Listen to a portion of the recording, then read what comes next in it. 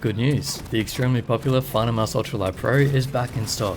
So first, if you're buying one, remember to use my code for an extra discount. Nice and easy, it's just RJN. Yes, that also works as an affiliate link, but I'll leave that in the description along with it. Now the obvious question some still have I sold out? No, I have affiliate codes for all mice. I encourage you to buy what's right for you, and this isn't my number one because it is too big for me. Okay, with that out of the way, I wanted to address some things that I didn't include in the main review, or questions that have come up later. Question 1. Why is this mouse number 3 in the top 40? Because that list is a general guide. It's meant for all games, not just first-person shooters. If they made a smaller version of this mouse, I would be using it as my main. So again, make sure you buy the right mouse for you, based on hand size, grip style, and all other preferences. But this also means that in terms of competitive first-person shooter mice, this is currently number 1, unless you go with the G403, which also could be number 1. It really depends what you want. The overall top pick, Rival 600, is just the overall best mouse at this point in time. Anyway, the point is, any mouse in the top 20, maybe even top 40, could be a number 1,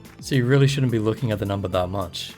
Question 2. Does it matter that it's 500Hz instead of 1000Hz? After all my testing, I really can't see why. The Ultralight performs extremely well in game. Even in competition, I would be happy to use 500Hz. I've spoken to the Finalmouse team, and they've said that there are a lot of reasons to go with 500Hz. They could have made it 1000Hz, easily, but they chose not to. And yes, there is software out there that can make it 1000Hz, but if you damage it, that's on you. I would recommend leaving it on the default 500Hz. Question 3. It has holes in it. Will sweat or dust destroy it? No, everything important is protected, so relax. Your sweat shouldn't be able to hurt it. I left this copy out since the review, and used it at random times. I haven't cleaned it once. I live in a really dusty place too, with carpet. Looks okay, and I'm just going to use a microfiber cloth and an air blower from my camera gear. These are pretty cheap, just squeeze and they blow dust away. I use this on my keyboards a lot too, definitely worth having. In the mouse there is a bit of dust, so I'm just going to wipe it over. Then use the air blower, and it should just blow the dust away. So for me, cleaning wasn't an issue, and I haven't had any problems with sweat either. Question 4. Why does the sensor go into sleep mode? This never affected me in game, but it does this to prolong the sensor life. So if yours goes to sleep, don't stress, it's an intentional feature. And a specific question for number 5. Cullen wanted to know if it's a perfect lightweight mouse in combination with a hard or speed pad. The answer is personal preference. I tend to stay away from hard pads because they wear out the mouse feed. If it's just a speed cloth pad, then it might feel like a normal mouse on a hard pad. When I first used this mouse, I had to actually lower my sensitivity. The weight difference is very noticeable. So yeah, it could be the perfect combination. I don't really want to say perfect because everyone's different. You'll have to get one and try.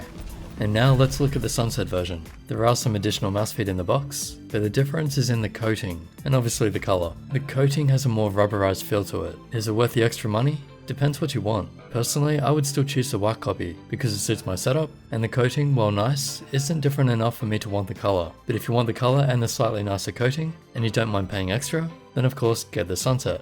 Unfortunately, the cable still doesn't feel flexible enough, which is my only real issue with the mouse. It's fine in a mouse bungee though, so you can still benefit from having the extremely low weight. In closing, it's a top mouse and a lot of people love it. Finalmouse sold all their stock in the first week. They were expecting that stock to last months, so hopefully there's enough for everyone this time. I wouldn't hesitate though, if this is a mouse you think will suit you, and a reminder this is one of the best shapes around, really light at about 70 grams, top optical sensor and pretty much everything right, then yeah, get in quick. That sounds like marketing, but it really did sell fast, and I've had so many people complaining they can't get one anywhere. So really, it's just a heads up. Okay, hope that answers your questions. Again, the discount code is RJN. Thank you for the continued support. Plenty more mouse reviews coming. Subscribe if you haven't already, like and share this video, and I'll catch you in the next.